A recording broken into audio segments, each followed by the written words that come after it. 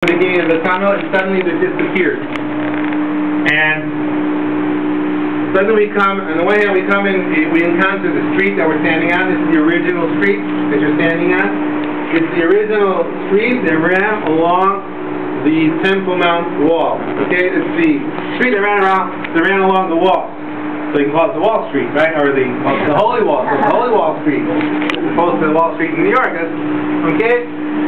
And here suddenly the street reaches this, and then the end of the street, and there's this big block of stone that blocks our way, and behind me you can't see the Western Wall anymore. It's as if it's finished, because the building stopped here. Why does the building stop here? Because Herod ran out of money, or Herod, more likely, ran out of time. Okay, even though he may have believed that he's a god, but he wasn't. So probably, if the boss dies, then the project stops.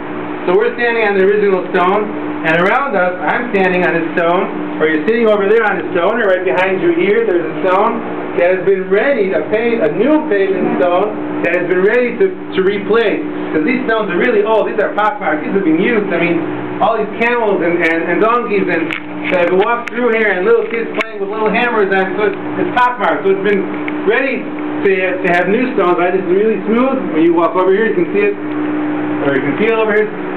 And it stopped, okay? The production, they work to stop. You can see how they started carving into the stone, right? There's this big niche in the middle, over here.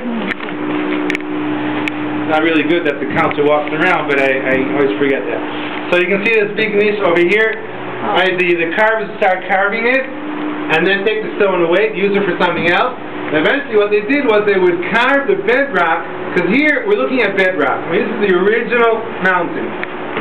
Remember at the model I said the tunnel and the street and bedrock eventually are going to converge. And this is the convergence point.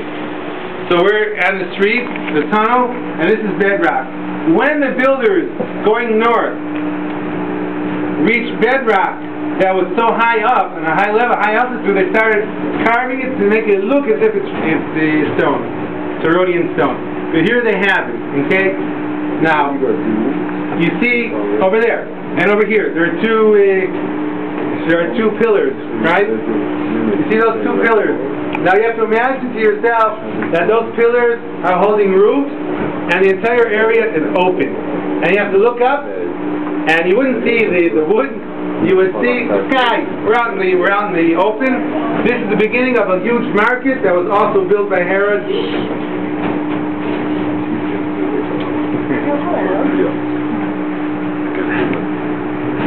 One last thing that I wanted to point out as we're waiting for the right of way.